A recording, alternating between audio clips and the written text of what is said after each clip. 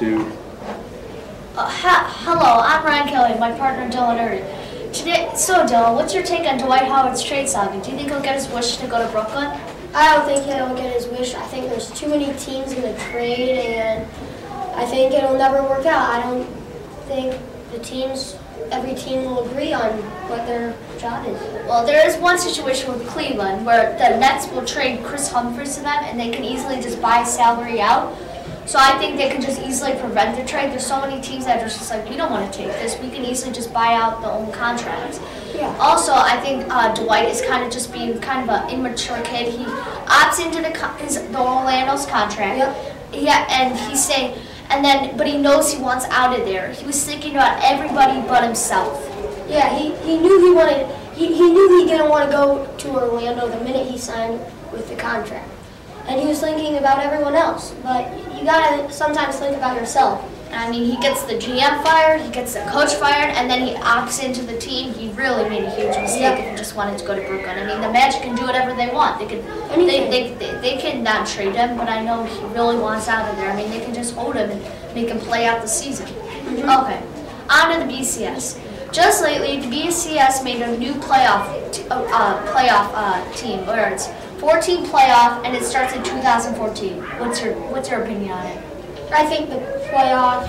I think the playoff system needs to be bigger, like maybe 16 teams, or they just need to keep with the bowl system. I really don't agree with 4 teams. 4 teams isn't enough because you always like to watch your favorite team in the bowl, and then not always your favorite team is in the BCS bowl in the top 4. Yeah, I also think like the bowls. I think the bowls are actually fun to watch, but then there were like just some that were just not even worth watching. I mean, they had some bowls that, what were they? I mean, they had the weird names. I mean, the teams that did 6 wins. I mean, any team can get 6 wins and they're in the bowl.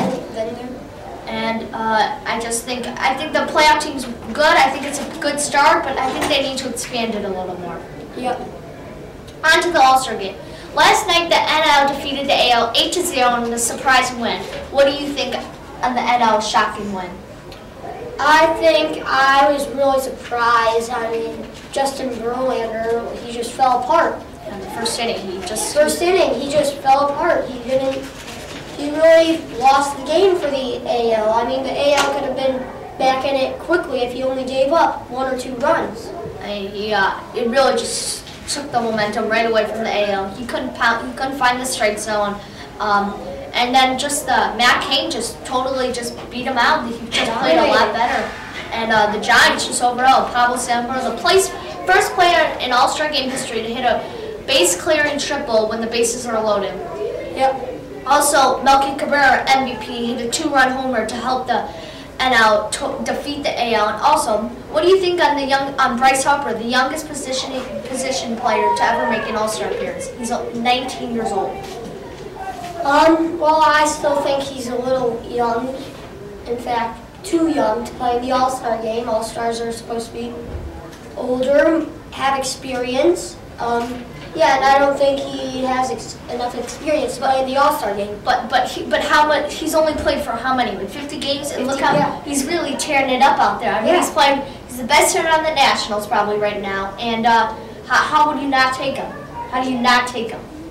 I think he's a good player, but I also don't think he's an All-Star yet. Well, you're a good player. I mean, who did you just take Strasburg? That's all you take from the Nationals? No, I say you don't have to you can take young players, but I think All-Stars have more experience than like 50 games.